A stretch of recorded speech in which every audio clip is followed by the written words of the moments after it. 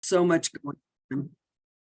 And we have so much going on that we all felt that it was the most efficient for this effort to do a virtual meeting. And I do want to thank our Vice Chair and Supervisor Geronimo Vasquez is joining us. He is on viewing the presentation this evening as well, and has joined us at all the in-person corridor meetings, and we will continue to do in-person corridor meetings as we move through the corridors, and we have an update on that this evening.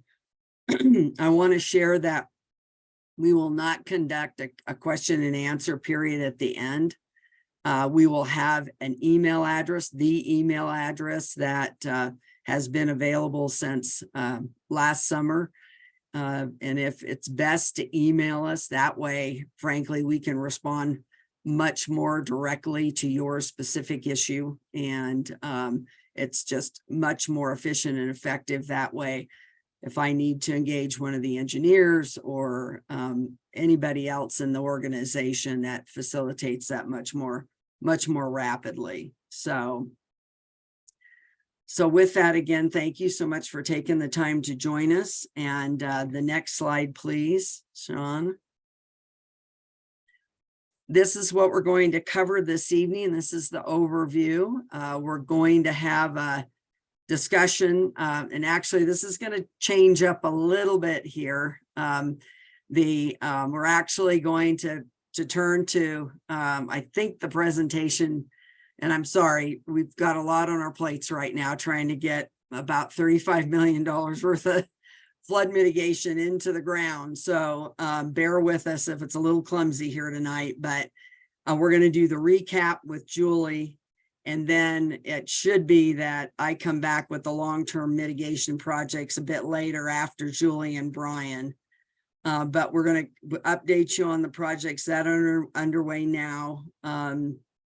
And Julie Lead with Peak Engineering's going to do a 2022 kind of monsoon season recap and kind of emphasize what we learned out of that season. We've got a monsoon season outlook from Brian Klimowski, our highly valued partner at the National Weather Service. They are just do a great job working with us. Jay Smith with our flood control district is managing our flood director program this monsoon season, and he will recap that process in terms of how do we monitor the weather, how do we monitor the rain gauges and cameras and so forth, which ultimately then leads to potentially emergency notifications that you receive. And that will be discussed by the Assistant Emergency Management Director, Tim Carter. Then Sean Golightly, our communications manager here with the district, will talk about flood preparation tips. And Julie will come back on to do a walkthrough of the website, so that particularly in relationship to the exhibits, the mitigation exhibits that were created last year, we want to make sure that people know how to get to those, and certainly have just an understanding of the website, because it's a great resource for information. And we have updated the flood maps. Those have been sent out via email, or the link to it, not those maps. You wouldn't want to get that email. But the link to that has been sent out, and that is, there's a link, of course, on the website as well to the updated flood maps that were based on a LiDAR flight that we did last October. The maps were updated last November. Not a lot of significant change, and we are remaining with the recommended mitigation measures and exhibits that were provided by our engineering team last summer. However, I do recommend that everyone look at those. And, if you have a serious concern, and I would say if you implemented that mitigation last year and the flood water exceeded the capacity of that mitigation that was in the exhibit, then that you should reach out to us via the email, and we will discuss that with you and determine whether it's whether we do need to do a reassessment or not of that particular property. So, you know, but in most cases, we certainly saw we had very few homes that received water on the tier. Unfortunate for those that did, the couple that did, but we had very few that were impacted that significantly because a lot of the short-term mitigation did do its job. And absolutely key message, the key message out of tonight: retain your short-term mitigation, your barriers, your sandbags. If you, you know, even if you're in a corridor that is receiving long-term mitigation, Pocky and Brandis in particular, upgrades were made in Campbell and both paintbrushes. Even if you are in those corridors that did see some improvements this spring, you must really retain your short-term mitigation because, and one thing Julie will emphasize, I'll emphasize now, she'll re-emphasize, is that the largest storm event we saw last year was a 10-year event. And so you all know it's much more likely for us to see larger events, and Brian will speak to that as well. So with that, let's leap in here and go ahead and go to the next slide. You know, I'm going to come back to this. Go ahead and scroll through, Sean, and let's go to Julie first and let Julie do the recap. Julie.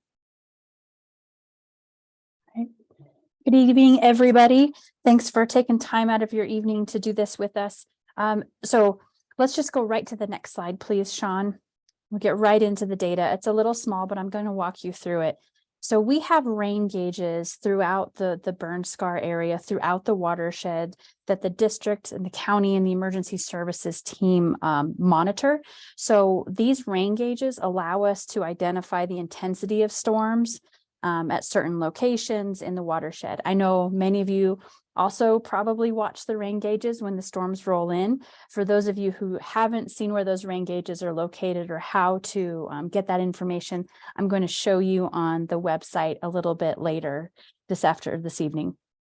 So what you see here is a tabulation of all of the storm events in 2022. We had about 20 storm events that resulted in emergency notifications going out.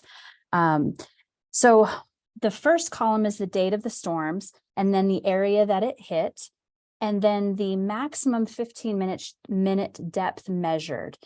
And in that column there, if you scan down, you'll see on July 23rd in East Pipeline Fire, we saw a 0.98 inch storm event in the government tank watershed. This was the largest storm event that we saw last year. And as Lucinda said, this was about a 5 to 10 year recurrence interval. So I want to take a moment and just describe a recurrence interval. When we say 5 to 10 year recurrence interval, it doesn't mean it just happens once every 5 years or once every 10 years. It's a probability. So you could think of it as a 1 in 5 chance or a 1 in 10 chance. Many of you, have heard a 100-year storm event. Well, that's a 1 in 100 chance that event could occur in a year. If you want to think of it in terms of percentages, a 100-year event is a 1% chance of happening. So if we drill down and we look at that 5 to 10 year event, that's about a 10 to 20% chance that any storm event would cause that depth there. So we just did not see a high intensity storm last year. We saw a lot of storms and a lot of rain, but we didn't see that high intensity. And what we base the mitigation on, the recommendations, is a 2-inch 45-minute storm event. So the maps, the sandbags, the recommendations you've gotten from engineers, the exhibits that the district has put together, that's all based on a 2-inch 45-minute storm event, which we have not encountered. We did not see that last year, but it could very well happen and we need to be prepared. So just the takeaway here, floods happen irregularly. Make sure you've signed up for the alerts.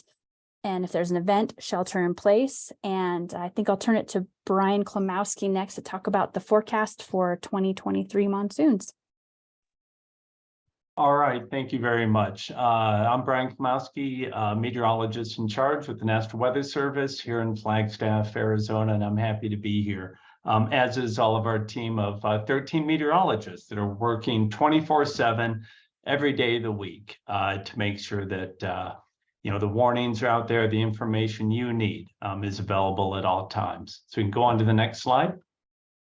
All right, so let's just get right down to the bottom line here. We're leaning toward a drier than normal monsoon this year with all the information that we have and everything we've gathered. A couple of points that are pointing us in this direction. Number one, the very wet winter and spring that we've had across the Southwest United States, the very robust snowpack that we've had this spring. If you look at some of the correlations between April and May snowpack and what the following monsoon looks like, there's actually a very strong correlation between heavy spring snowpack, wet winters, and drier monsoons. So that's one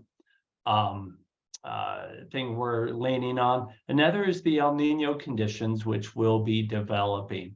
There are slight correlations between the El Ninos and then weaker than normal monsoon circulations. Primarily, it's the ongoing westerly winds that tend to disturb the monsoon circulation, which tries to set up outside of that. We could also look at the current weather pattern, which is in place. We have colder than normal conditions. We have a persistent trough off the West Coast. And it looks like these conditions are going to continue at least for the next week or week and a half.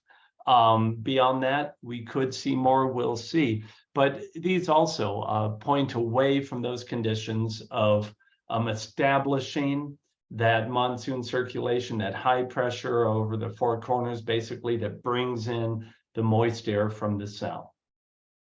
But, understand, an outlook is full of uncertainties. We only have to look back as far as last winter, when we were certainly not anticipating 163.1 inches of snow in the Flagstaff area, but yet that's what nature delivered. So what do we need to prepare for this year? We will still have intense storms over the peaks like we do every year. We will have floods across the drainages. That's a given. As we know, our entire season can be defined by just a couple days of storms, during a monsoon surge or just one particularly nasty event that hits a drainage in the wrong place at the wrong time. So even though we're leaning toward drier than normal monsoon this year, we will still have intense storms, but might just see fewer of them this year. Next slide. All right, here's the official graphics that are currently available from the Climate Prediction Center, showing that very slight lean toward the drier than normal conditions across the area, but actually a pretty strong signal toward warmer than normal once the monsoon begins. And that warm signal is largely because of the less precipitation allows us to warm up more during the summer. Let's go on to the next slide. All right, the National Weather Service will be working hand in hand with the county. And we really have a great relationship in coordinating the warnings for your area, the rave alerts, and the information you need to take the precautions when the flooding occurs. Our main webpage, where you can find most of our information or links to it, is simply weather.gov/Flagstaff. From there, you'll find links to the daily flash flood risk. This is a graphic that we prepare, which goes out for 3 days and will give you an indication of if the flash flood risk is low, medium, high, or very high over your area. We'll also have in place a warning page. That is, if you get the alert on your phone and you would like more information about the warning which is in place, you can just zoom to this web page, click on the warning. It'll give you all the information you need regarding which areas are impacted, how the rainfall is evolving over this period, whether we expect the rainfall to increase, decrease, it's ended, perhaps the primary threat will be ending soon. So you'll find all that information on our warning page. But I really appreciate the collaboration with the county that we have there on the east side of Flagstaff. We'll be doing our best to make sure you get the information you need. And I think that's all from me at the Weather Service. Great. Thank you so much, Brian. And again, thank you for your partnership. It's really instrumental to protecting lives and people being able to, know what's happening at any given time, and really do appreciate that. I think now what we should do is move on to Jay's segment, Jay Smith's segment, and because this really flows into the flood director role and how that, because that is the person that is interacting on sometimes a minute by minute basis with the Weather Service in identifying what the level of risk is and do we need to issue warnings or not. So with that, I'll turn it over to Jay to discuss the flood director role. Thank you, Jay. Thank you, Lucinda. Sean, you can go to the next slide. So the key here is that we want to make sure everybody knows that we are monitoring consistently during the monsoon season. I noticed that we put 27 hours a day, 7 days a week. I didn't want to be outdone by the National Weather Service, and sometimes it feels like we're there 27 hours a day. So, but we are there 24/7. Somebody is monitoring those rain gauges, making sure that if one of the thresholds is met, that we assemble the team, we have things going ready to respond. So we do coordinate on a daily basis about what's happening that day, what we can expect with the National Weather Service, and then as we see storms starting to pop up, we stay in contact with the National Weather Service. Then the flood director is also the one that is monitoring those thresholds to send out or to alert the emergency management team to send out the rave alerts to let everyone know that the rain gauges have hit the thresholds and that there is a possibility of flooding. At the same time, we also direct the observers that go out and help us actually look and see what's going on. They're kind of our eyes out in the field. Next slide, Sean. So here's a QR code that you can take a picture of and get the website if you don't, or write down the website here, this jefulleralert.com. Many of you may be aware of this map, but if not, this is the map that shows you where the rain gauges are. And as rain starts to fall, these maps will populate how much rain is falling. You can set, they're automatically set to 15 minutes. You can set them for 30 minutes, an hour. But we're monitoring the 15-minute rainfalls and the 1 hour rainfalls. It also shows you the location of the cameras.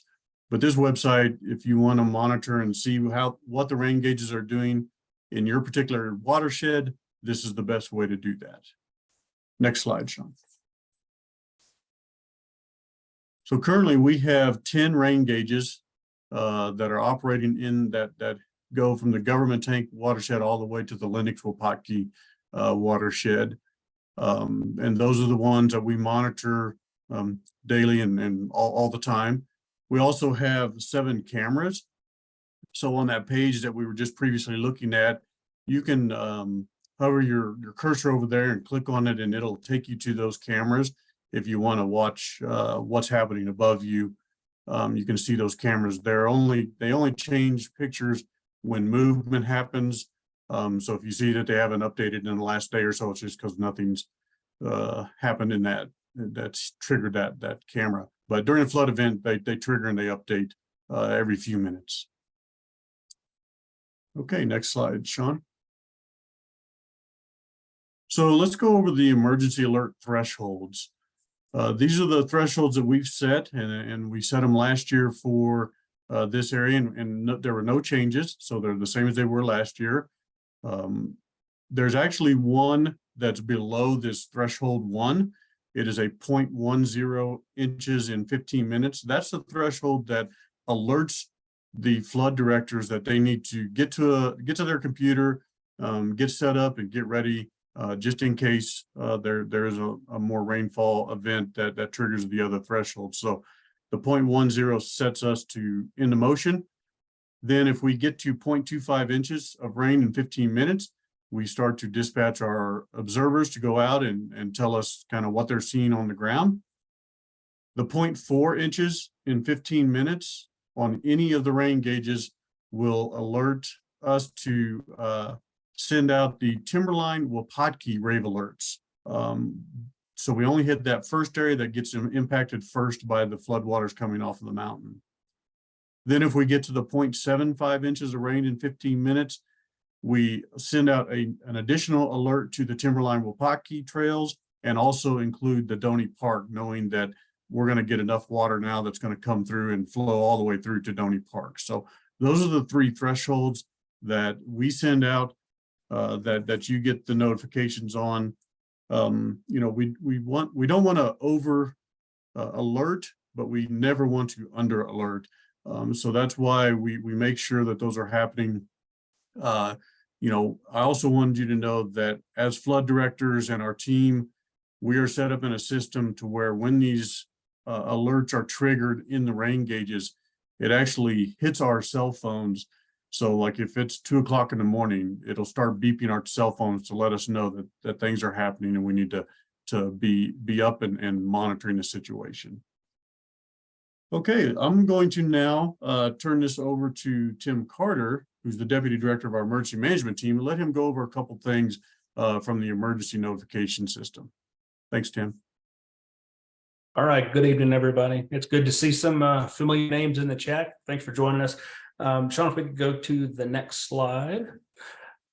So if one thing that you'll hear kind of a theme throughout tonight are partnerships. You know, we rely on our engineering firms, the National Weather Service, lots of county agencies involved with this. It is truly a partnership that comes together to make this happen. So as Jay mentioned, the next big step in there are those emergency notifications. So we've made some changes to the system. We've actually had some pretty nice enhancements to that. We have also added a QR code, which you can see there on your screen. So, you know, while we're chatting, if you want to scan that with your phone, that will take you directly to the Smart 911 registration page. So I know most of you probably have already created an account in there, but if you haven't, please do so. This is the way you're going to receive that life safety information when either flood, wildfire, things like that. So please go there and make sure you register. Also, if you have registered and haven't checked on your account in the last 6 months, encourage you to go do that just to make sure all your information is up to date, cell phone numbers are correct, things like that. So when we're talking with the flood control directors and they say it's time to push out a notification, as Jay mentioned, we have polygons, or what they call geofencing. We can draw a box around an area and send a message to that. One of the ways that we will send that message to that area is through text message. So you'll see that little screenshot of a text message. These are actually live messages that we sent during the Sedona Oak Creek flooding that they had a couple of months ago. We've now been able to include a link to a website in the text message. So you'll see there that getrave.com link. If you click that, it will open up the page over on the right-hand side, which allows us to include a lot more pertinent information, who the message is from, what they want us to do, where should we go? And then we can also add a photo of the impacted area. So, we're really able to go in and kind of drill down so you can look at that and say, okay, yes, that definitely does apply to me. So, Sean, let's go to the next slide. We wanted to add this one in as well because, often we get a lot of questions of, I didn't get a message, or I didn't get a notification, or I got the notification, but I live on, another part of town. Why is that? So the emergency management department, we use two simultaneous systems when we send out emergency notifications. One is the registered version through the Rave Wireless. Rave Mobile Safety is the vendor we use that for. So you'll hear us call that Rave a lot of times.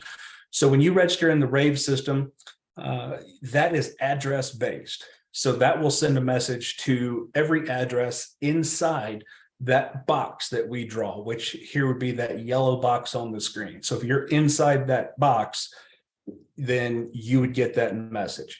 One of the interesting things, one of the beneficial things is if you register, say, your cell phone to your address and it's inside that box, you can be in town grocery shopping or in Phoenix, but you would still receive that message.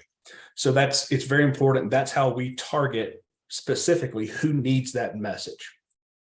The other topic that we use is it's called iPause. And this system is the Integrated Public Alert and Warning System done through FEMA. This is, think of your Amber Alerts, your non-subscription based alerts. Now, those are based on location. It's kind of an art than a science. We use that because we have a lot of tourists in the area. We have a lot of traffic that may be impacted driving on Highway 89 or going through a specific area. This allows us to send out a message to all devices inside that area. So if that cell tower that you see, that blue circles there, if that cell tower is connected to anywhere inside that yellow box, then that cell tower is going to grab that message and send it out to every device it can touch. So that may be outside of the warning area, but it's definitely will also be inside that warning area. So that's the only way that we can notify, the hikers, the bikers, the campers, just everybody else that may be in that impacted area. So when it comes to life safety messaging, those are the two main systems that we will use. The last thing that we used is we're making some very slight changes and upgrades to the actual messaging. So we will, as you have all seen, we'll be able to send out messages based on, which watershed may be impacted. So we're going to really work on, you may get something that says, the northern part of Timberline versus the south. We're really trying to work on that. So it makes it a clear message for you, but that's where in that text message that picture is really going to give you that confirmation of what area is really impacted.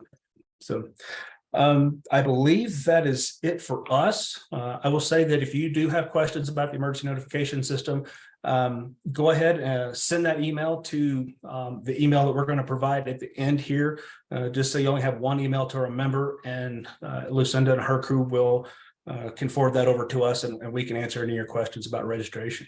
So, and I will kick that over to whoever's next, Lucinda. Great. Thank you so much, Tim and Jay. I mean, this is really, again, fundamental to the public safety system and this information. And the district has been very diligent relative to the flood director program since the first year of Schultz, and has maintained that throughout that entire period. Although we had very little activity before we had the pipeline fire for a number of years, as many of you know. So, but thank you. That's really critical for people to understand that. And I want to reiterate a couple of points. One is that we did not change the thresholds, and reasons for that is that there's been a limited amount of recovery in the watershed. That's usually the major reason why. Other reasons, of course, are that we were unable to effectuate mitigation throughout the entire area. And that has an impact as well in that decision making. But frankly, we're going to be a number of years out. I think it was at least 3 to 5 years before we modified I think it was more like 5 years or 6 years before we modified the thresholds post Schultz. So important to understand that. I also want to point out that we did not list Fernwood when we showed the thresholds, but anytime that Timberline and Wapaki trails are triggered, Fernwood is triggered as well. So if you're in the Fernwood area, which is just east of Highway 89, in that greater Timberline area, you would receive the notifications as well. At those thresholds, at the thresholds that were noted. So I think that those were just wanted to, and I also want to emphasize that Tim mentioned going in and updating your account. Maybe you got a new cell phone. Maybe you disconnected your home phone. Maybe you have brought new people into your home that are living with you or will be here visiting during the summer. Really encourage everyone that's in the flood area to sign up for the emergency notifications. Even if they're only here for a few weeks, they should sign up and make sure that they're receiving the emergency notifications for the area. So encourage you to do that. All right, with that, let's go ahead and turn it over to Sean Golightly, who's going to cover the flood preparation tips. So take it away, Sean. Thank you. Great. Thank you, Lucinda.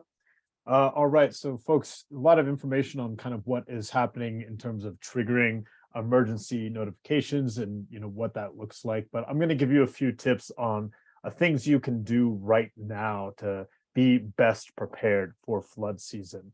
Next slide, please. Go ahead, actually, next slide there. Okay, so 3 major steps that everyone can do right now, and frankly should do right now. Step 1, you've already heard, that's sign up for the emergency notifications. I've attached that QR code there now, so if you're watching this presentation on a laptop, you can pull out a cell phone, scan that QR code with your camera, and that'll take you right to the site where you can sign up for emergency notifications. You've just heard the importance of that, so I don't feel the need to go much more in depth there, but please do sign up for these emergency notifications. Next slide, please. The second step is to purchase or renew flood insurance.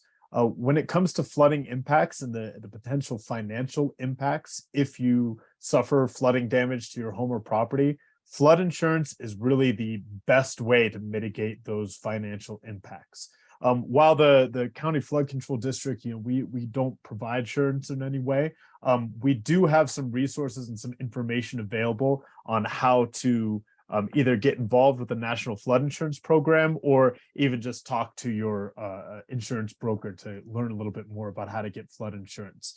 Again, that QR code that you see on the screen, that'll take you to the county website where you can find more information about purchasing or renewing flood insurance. An important thing to remember here is that some insurance policies can take up to 30 days before they become effective. So if you're purchasing flood insurance for the first time, it's best to do it sooner rather than later so that you are making sure you're not being impacted by that effective date area. Next slide, please. The final step that everyone should be doing right now, which Lucinda spoke to early in this presentation, is maintaining your short-term mitigation. For the reasons that she spoke about, we're asking people to maintain the short-term mitigation because well, we don't know what storms are coming this year. Let's put it this way. So even if your area has received improvements to, on forest or off forest, the safest thing you can do is to maintain your short-term mitigation and make sure that you're maintaining that short-term mitigation in accordance with the recommended flood exhibits that our consulting engineers produced last year. So again, the QR code that you see there will take you directly to the site where you can find some of those exhibits so you can see what's recommended specifically for your property. And of course, you can find other information about maintaining your short-term mitigation, your sandbag walls there as well. Which brings me to the next slide, please, Sean. Okay, so probably the short-term mitigation that you all are most familiar with are sandbag walls. So here's just a couple tips to keep in mind when you are building or maintaining a sandbag wall. First, use sandbags only to mitigate risk to the primary residence. That means build a sandbag wall around your house. Do not build a sandbag wall around your property line. A couple reasons for this. Frankly, sandbags are a limited resource and a lot of people need them in your area. So making sure that we're using them just to protect the primary residence is key. But the second reason that we say this is that there are potential legal implications. If you mitigate around your entire property and do not let water spread out in your property, you're likely going to be causing more concentrated flows elsewhere. You could be diverting water onto your neighbor's property. And that is a problem that can have legal implications as well. So really the recommendation here is to make sure that you're letting water spread out across your property as much as you can, but mitigating using sandbag walls to mitigate impacts to your primary residence right around your house. Second thing to note, if you are going to a sandbag distribution site, which I'll get to on the next slide here, unfortunately, the district is unable to, provide assistance with forklifts or other machinery to help people, load sandbags onto private vehicles. This is frankly mostly a liability insurance reason. It's just not something, unfortunately, that we can engage in. So if you are planning on getting sandbags from a distribution site, please come prepared with the assistance that you'll need, the tools that you'll need. If it's a self-filling site, make sure you bring shovels, buckets, things like that to fill your sandbags as needed. And then the final point that I'd like to drive home here is that if you are a resident who has been identified for flood mitigation in those recommended flood mitigation exhibits, so you've gone to the exhibits, you see, yes, there's a recommended flood mitigation for my property. However, you've had trouble implementing that mitigation, either because you're elderly or differently abled, you cannot get help through family and friends, you cannot get help anywhere else. Only once you've exhausted all those options, please do reach out to us. And then we can start exploring how the district might be able to assist you in that respect. And frankly, folks, the reason that we say look to your family and your friends, look to what other resources are available to you first, is because our resources are limited. If we were trying to offer direct installation assistance to everybody, there just wouldn't be enough to go around. So, we're really asking folks, lean on your community, ask your family, ask your friends, look for help in all the places you can, and then finally come and ask us, and we can work out ways in which we can hopefully get you help. For more information about sandbags and how to build a wall, and you'll see I've got this diagram included on this slide. That diagram and other information is all available on the website at coconino.az.gov/pipeline sandbag info. You see that URL down there at the bottom of the screen, and you also note that there's a QR code there as well. So again, if you're watching at home, scan that QR code, that'll take you right to that site. Sean, next slide, please. The thing I want to leave you with next is where sandbags are currently available. Right now, we have 2 sandbag distribution sites in your area. The first is on Campbell and Highway 89, which you'll see to the left there. And then the second is in Peaksview County Park. These are open to the public. Sandbags are there currently. They are available. So if you need sandbags to maintain or build your short-term mitigation, you can go there, pick them up freely, bring them back to your property. One thing that I should note is that if you take sandbags from a distribution site, they become your property. They become your responsibility in terms of maintenance. And if you ever decide to remove them, disposal as well.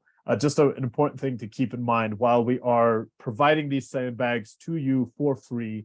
If you take them, they become your responsibility and your property at that point. And with that, I think I'm going to hand it back to Lucinda. Great, thank you, Sean.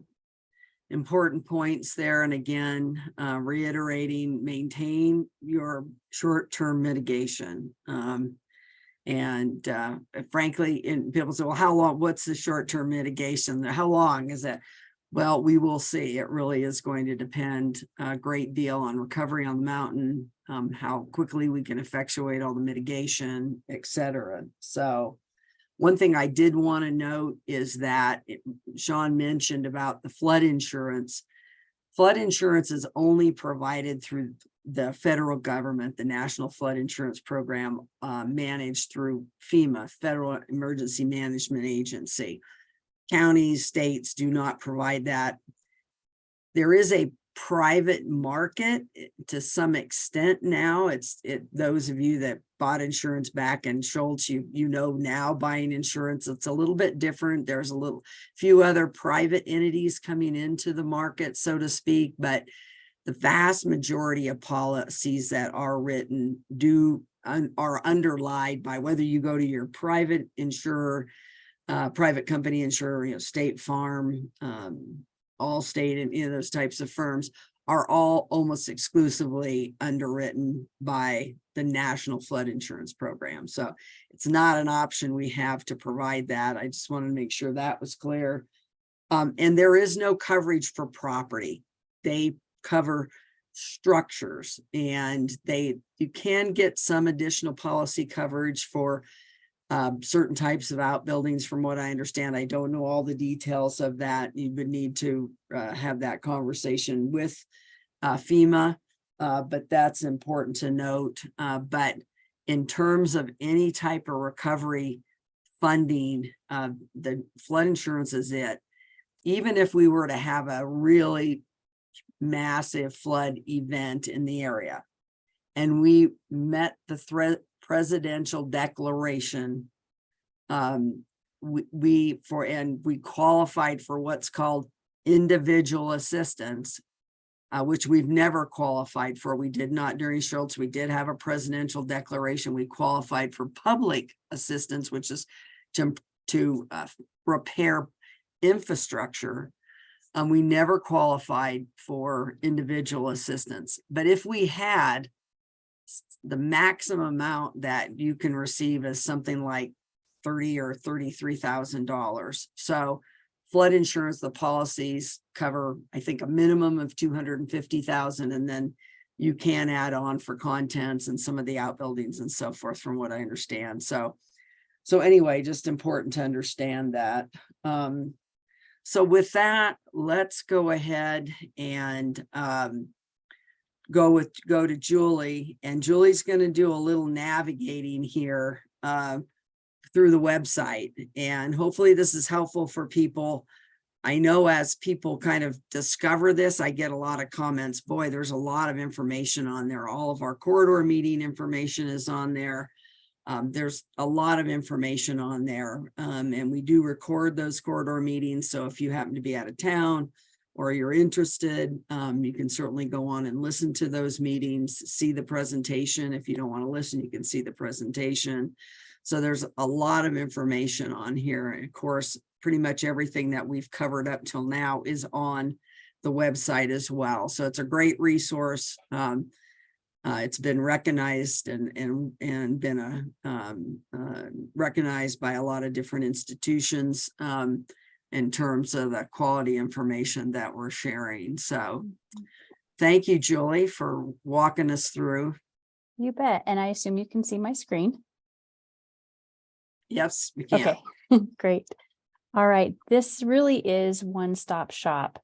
The URLs that Sean provided, the links and the QR codes that Tim also provided, everything is compiled on this main page of the Schultz Pipeline flood area.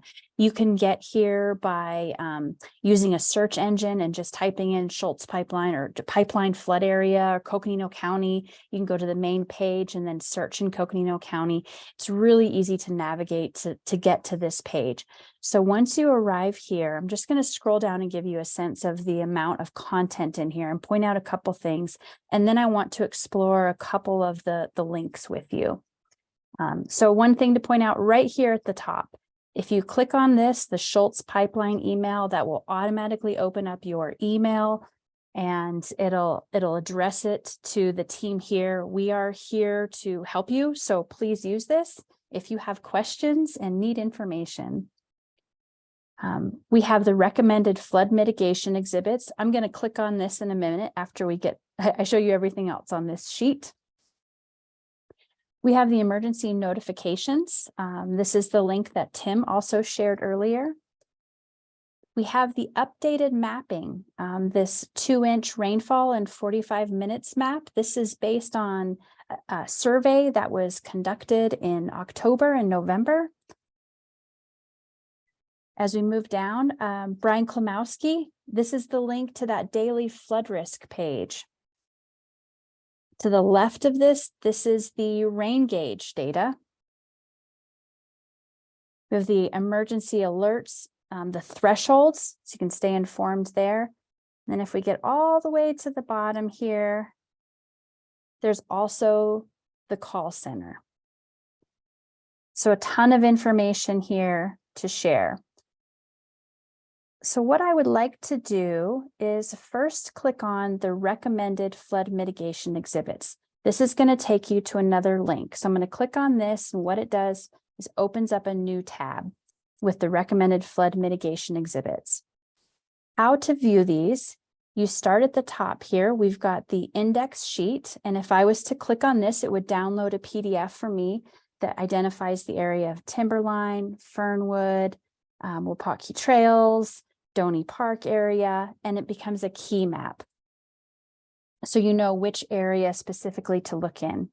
And then we have tabs and links with additional PDFs for all of those areas, and also that inundation map, that flood depth map. That's what informs, the 2-inch 45-minute flood depth map informs the recommended mitigation.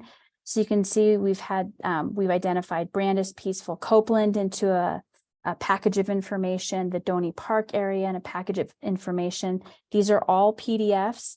Again, if you have any trouble or questions or difficulty navigating through these pages here after you click on them, just send us an email, give us a call. Like I said, we are here to help you and get the correct information that you need.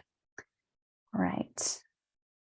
So the third website, or the third link I want to walk through here with you is this flood area rain gauge data. So if I click on this link here, this brings up that same map that Jay showed earlier. And you can see Highway 89 over here on the right-hand side, on the east side. Downtown Flagstaff is at the bottom here. And each one of these little cross symbols, those represent the location of a rain gauge. And then we have the dark blue lines, those are identifying the watershed areas. So on this page, to start with, on the top right corner, you can see this drop down that says streets. You can change this if you prefer. Perhaps you want to have a satellite background. Maybe that helps you identify kind of the area that you're specifically interested in. Okay. And then we have the layers tab right here at the top. On the layers, this allows us to take a closer look at specific watersheds. So tonight we are talking about the pipeline watershed. So I'm going to turn off the west side portion of pipeline and the museum fire, so we can just really focus on the Schultz Basin and pipeline watersheds on the east side. Now I can go back to this top, and there's a sensors. And this was what Jay was talking about earlier with looking at specific thresholds of these sensors. So you can look at the precipitation depths in a certain interval of time. It automatically defaults to this 15 minutes here that's checked on the left side of the screen, but I could check, let's say, the last 7 days, and you'll see that that populates. In the last 7 days, we've seen in this, the watershed that feeds into Wapaki Trails, for example, we've seen 0.08 inches of rainfall total in the last 7 days. And then one more really important piece of information. We have a handful of gauges in these watersheds, but it's not complete coverage of the watershed. So it's important to get a full picture of that. So in the partnership with the National Weather Service and Brian and his team, we're able to also show the radar in this. Right now, we don't have anything going on, so you can't see this, but in the future, should an event happen, you can go to this webpage and you can look and see how that radar compares with those rain gauges. So that's how you can navigate in this mapping page to really get the information that you need in real time. All right. So with that, I believe I am finished kind of going through the website, but again, we're here to help. So give us a call, send us an email if you have questions, and we can really help you with the flood mitigation exhibits and make sure that you're set for monsoons this year.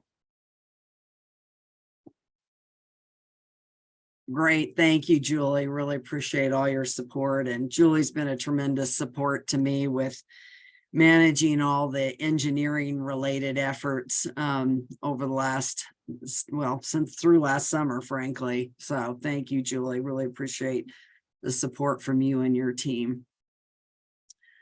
All right, Sean, let's go ahead and go to the project updates. And I think as everyone's aware, we were successful in getting the funding. In fact, it got approved by Congress 2 days before Christmas, and then was signed by the president very shortly thereafter. Then, unfortunately, to some extent, it was held up by the OMB within the federal government in terms of releasing those funds to the U.S. Department of Agriculture. And because both of the two major funding sources that we're using for projects are the Natural Resources Conservation Service Emergency Watershed Protection Funding, which is funding the mitigation efforts within the neighborhoods, and then the U.S. Forest Service Disaster Relief Funding, that's funding all the investment on forest. On forest, we received a little over 42 million, and off forest, we've received about 50 million. So about 90 million in total was received. Fortunately, come a little later than we had hoped. But we jumped in prior to that. That had a financial impact on the district, but we did start doing some level of engineering. As I think everybody's aware, we had to focus our efforts on the corridors that had mitigation constructed post-Schultz, because to secure the various NEPA approvals, to secure the drainage easements, we wouldn't have been able to complete all of that effort, conduct the engineering. That would have been a tremendous amount, I mean, just wasn't going to be possible to do that. And frankly, we've exhausted all of our resources in terms of people working 24-hour, I mean, just working very, very long hours. People have been working 18-hour days, 7 days a week to get done what we did take on, which was pretty significant, which was major improvements within the Wupaki Trails and Brandis corridors, both on and off forest, as well as upgrading channels in Campbell, South Paintbrush and Paintbrush area, as well as on forest measures in those areas, upgrading those on forest measures as well.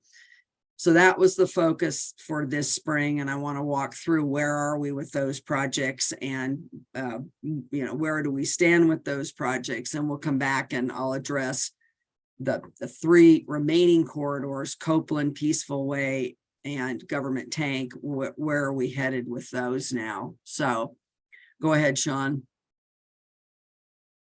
Wupaki Trails, I think everyone's very aware that watershed is very steep watershed, very narrow channels through there that are highly eroded, very, very heavily damaged, seeing tremendous amount of increase in floodwater and sediment. I think we removed, well in excess of 20,000 cubic yards of material out just off the roads in that area.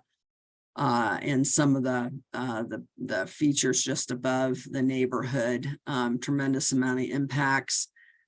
The work there on forest, we're restoring the existing fan and then expanding alluvial fan capacity significantly above the development there, up into a very elevated area, pretty far up in the watershed, which is under construction now. We will also be expanding the terminal trench as well as the transition channel into what is being constructed within the neighborhood, which I'll come to next.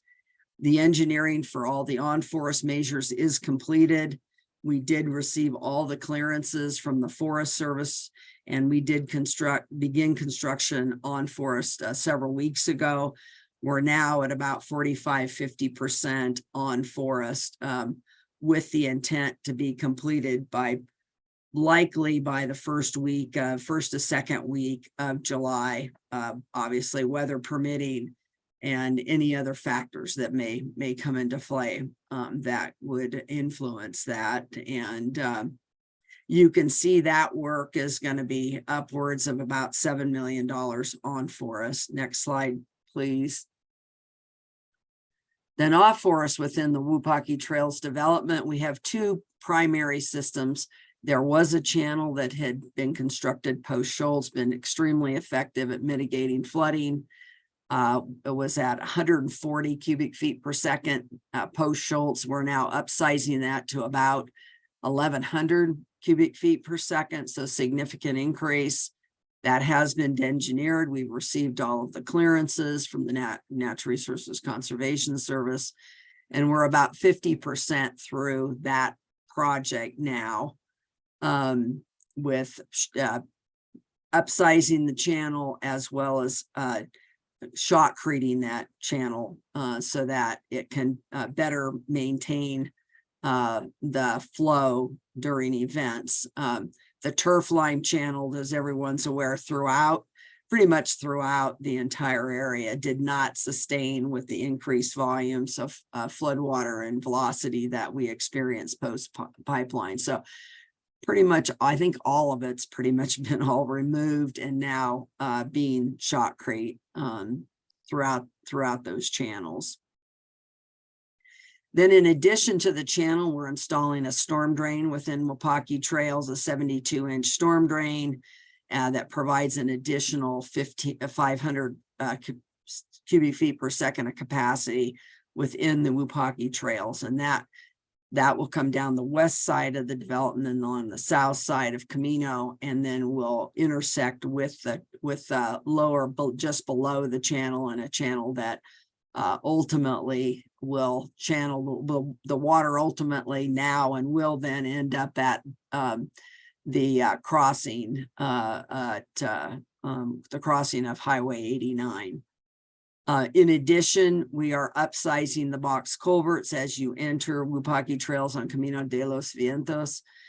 We are upsizing that box, obviously, to being the same configuration as the new channel. So that has continuous capacity through that reach. So next slide there.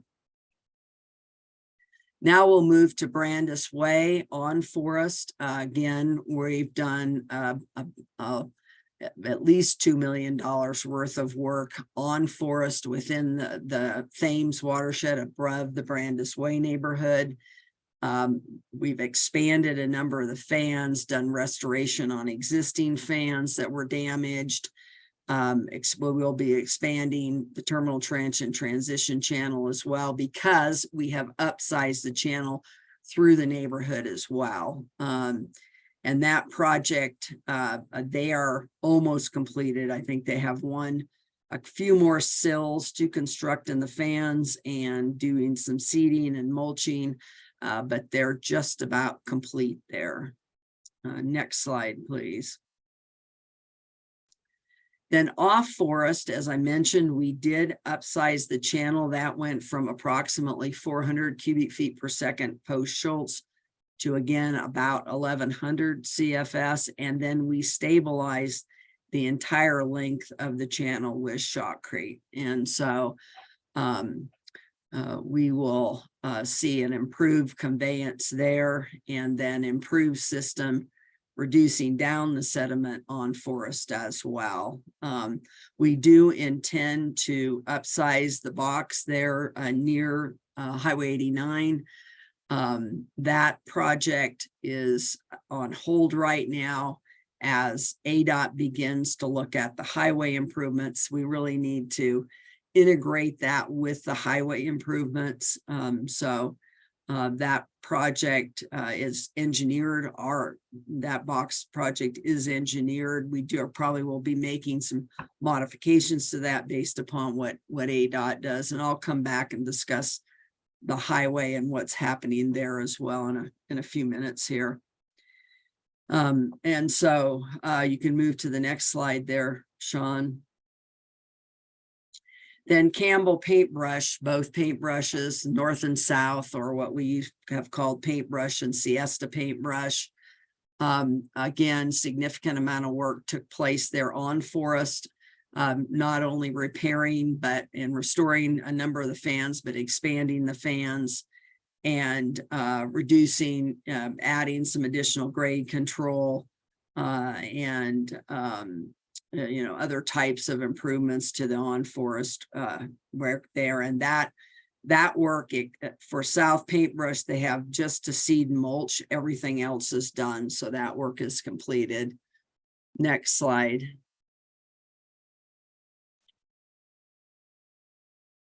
Then off Forest in those corridors for Campbell specifically, we just completed shotcreting the upper section. That section had been, again, turf reinforcement lined, and we just completed that project. It looks really great. I'm really excited about that. That has allowed us to upgrade the actual capacity of the entire channel through that area by shotcreting that section, and that construction is complete. So the improvements that are being made in that Campbell corridor are beyond, in fact, actually all the improvements are completed on Forest there as well. So, the intent there is to try to address some of the impacts we had there, particularly west of Alice, that we experienced last year. So next slide, please. Schultz Creek. Schultz Creek is the watershed that drains into the city, and those of you, if there is anybody on that from the Schultz Creek flood corridor, the city held a meeting now about 3 to 4 weeks ago, discussing the city's plans. All the work within the city limits is being done by the city. They manage their own floodplain through FEMA, including both the Rio as well as Schultz Creek and within the city limits. The element that the district is taking responsibility for and investing in is the on Forest element. And phase 1 of that effort is going to get underway next week. And they're going to begin to work on a kind of a new technique that we're using, new to us, not new to Natural Channel Design, who has used this technique in many other areas. It's called plug and spread. And it's kind of a series of ponds and that spread the water out. Still, again, the goal is to reduce the sediment, reduce the debris. And that area is just uphill, upstream of the new city of Flagstaff detention basins that were constructed late summer last year on city property. And again, that project will be getting underway here shortly. And the goal is to complete phase 1 in that immediate area by probably first or second week of July.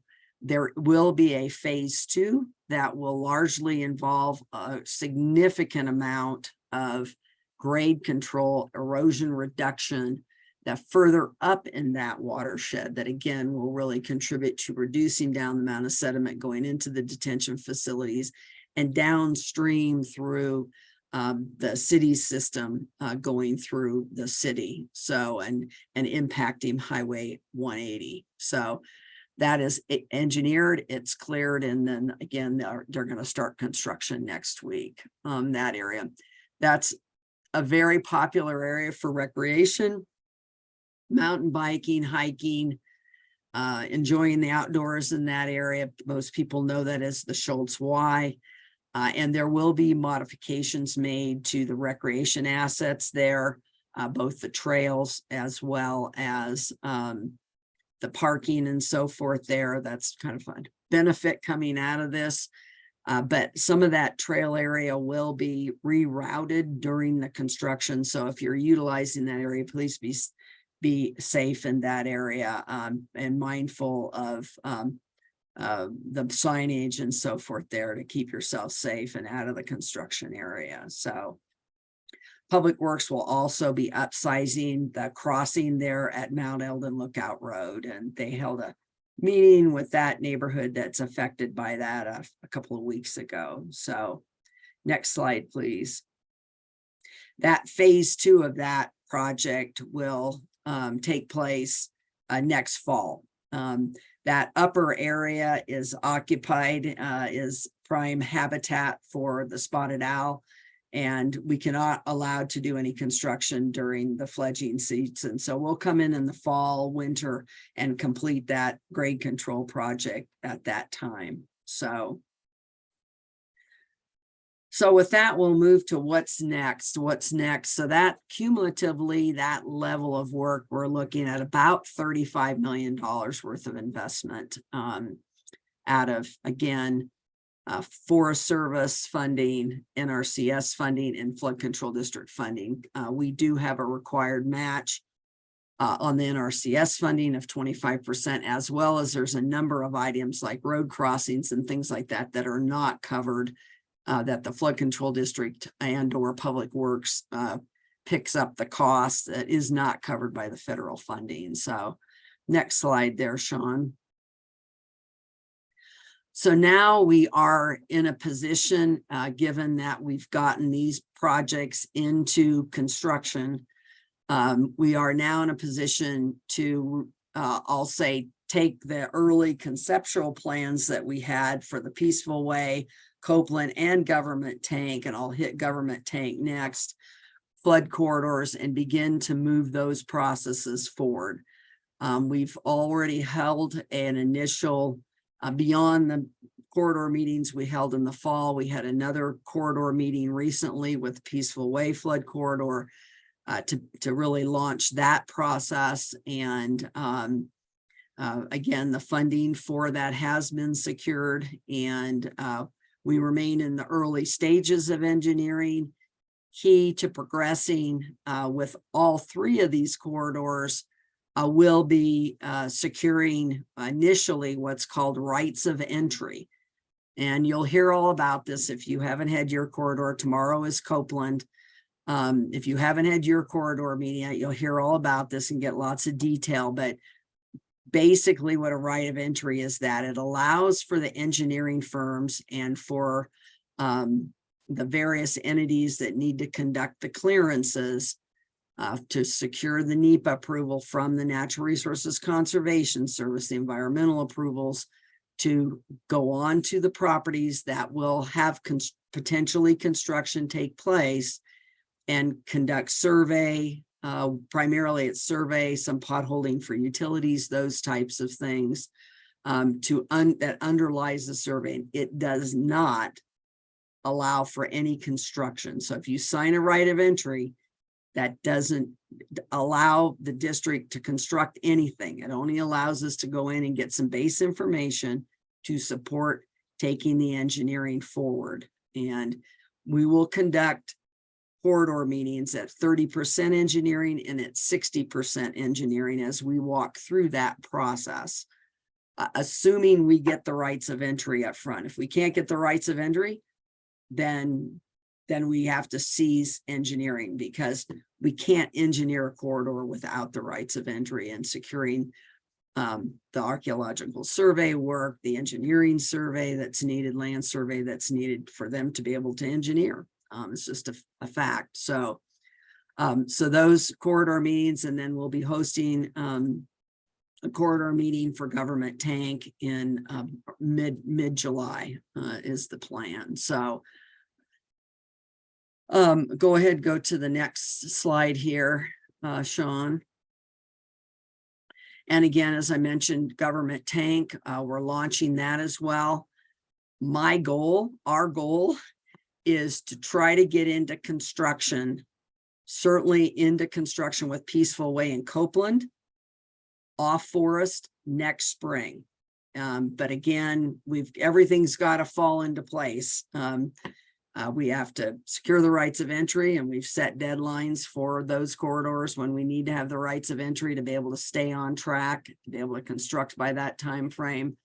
Then we need to secure, once we've gotten the engineering to 60%, that's when we need to secure the drainage easements and mortgage releases, so that we could then go, it's a drainage easement that gives the district the legal authority to actually construct on your property. So the drainage easement is what's crucial to actually being able to construct the measures.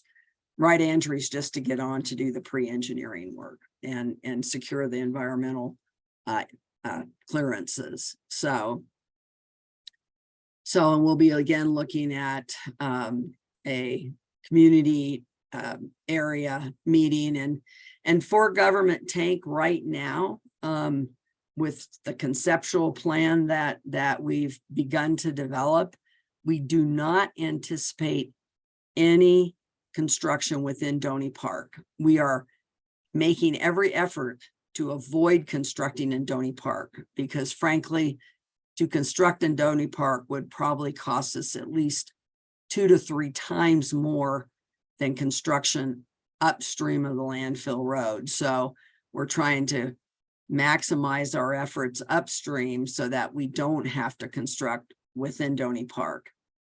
One thing I want to emphasize, in all of these corridors for all the projects, we conduct a process called no adverse impact analysis. That's done by an independent modeling firm. J.E. Fuller does the modeling. And as we develop those engineering plans, they run the no adverse impact analysis. And there's criteria that have been set nationally that we follow, that we have to meet to be able to move forward with that plan. For Wupaki Trails, we literally reran the no adverse impact analysis about 10 to 15 times. It was very challenging engineering. We will likewise have very challenging engineering in all 3 of these corridors, Peaceful Way, Copeland, and Government Tank. It's going to be very, very challenging engineering. And so there'll be a significant amount of effort put into that analysis to make sure that we are not having adverse impacts either upstream or downstream in terms of the measures that we're able to construct. And that will modify potentially what level of mitigation we are able to provide. So it did have an impact in Wupaki Trails. Fortunately, not a significant impact in the end, but it did modify it. And it did reduce actually the level of mitigation we were able to provide in that corridor. So anyway, lots going on. We're jumping in with this with both feet. We have weekly engineering corridor meetings with our team. We have a contractor on board. Tiffany Construction went through a competitive process. They were selected to construct all the on-forest measures, and we will be selecting contractors for the off-forest measures for Peaceful, Copeland, and Government Tank as we move forward with those projects. Tiffany did construct. They were the successful competitor both for Brandis and Wupaki Trails, and they've just done a tremendous job meeting what was an extraordinarily tight deadline. And they are working 7 days a week, 12 to 14, 16-hour days to get that work done. They are just tremendously committed to this area and to the mitigation, and they have the experience to get this done. They're really a tremendous team. So we're very fortunate to have that partnership, and a partnership with our engineering firms at Civil Tech, Natural Channel Design, Remall. They've all been just tremendous, and others supporting all these efforts. So with that, I think we are pretty close to the end here. Sean, go ahead and go to the next slide. I said I would touch on the highway, because obviously the highway, and when it closes, affects your ability to get home. I know that can have a big impact. Affects school buses getting home, etc. ADOT has been authorized through Federal Highways Emergency Relief Funding to begin to look at potential projects impacting the highway from Copeland north. actually all the way up through the turnoff for Sunset Crater Estates. So that area has fallen within what's called the emergency relief funding, potentially coming through federal highways. South of Copeland did not qualify for FHWA emergency relief funding because there had not been significant enough damage to the highway to qualify for that funding. However, the district is working with ADOT in concert with ADOT and our local transportation authority Metro Plan to submit an application for what's called a Protect grant, which is through Federal Department of Transportation, to secure funding to upsize the crossing at the government tank southern crossing there that flows in and through Johnson Ranch. And so we are going to be pursuing that grant, and it's due August 18th. And we're also pursuing another grant opportunity for that work as well through FEMA. Unfortunately, they're extremely slow. The other, we hope to, that will move more quickly, but no guarantee we will get. It's a nationally competitive process. And, but we do have support from our senators. And, we will obviously be advocating for receiving that grant to support that work at the crossing. We are also looking at the need to upsize the Copeland Detention Facility and looking at opportunities for funding relative to that as well. So there's an effort focused on that location as well.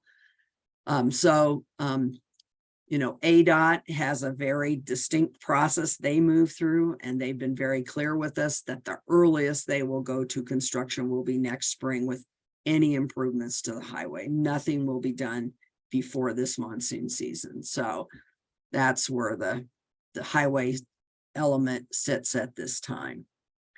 So with that, if you do have questions, again, Julie showed you how to get to the link on the website. Or you can certainly, this is provided at the emails. And again, if you're listening now and you aren't getting our weekly updates, which Sean is pretty diligently providing, again, email us and let us know. We'll add you to the email list. We do not sell email addresses. And again, the pipeline flood area website is noted here as well with a QR code to connect to that. So a few points I just want to highlight again, that again, we'll be, moving through everything. The focus of this tonight, because the city had held meetings with Museum Flood Corridor as well as Schultz Creek, was the east side. Just want to again reiterate how critical it is that you maintain your short-term mitigation. And if you have questions relative to that, please email us and we will get back to you. So I think that's it for the evening. And again, really appreciate everybody's time and attention. And we look forward to working with you through this monsoon season. I think I'm really glad to hear from Brian that we're expecting potentially fewer storms, but we've seen that in other years, but then we've also seen very large storms. And so I do expect to see some very impactful storms this year. So hang in there with us. We're pushing really hard. We've got a great team, and they all care deeply and are committing a lot of their life effort to this. So again, thank you. And we'll see you out in the flood area this summer. Thanks so much. Good evening.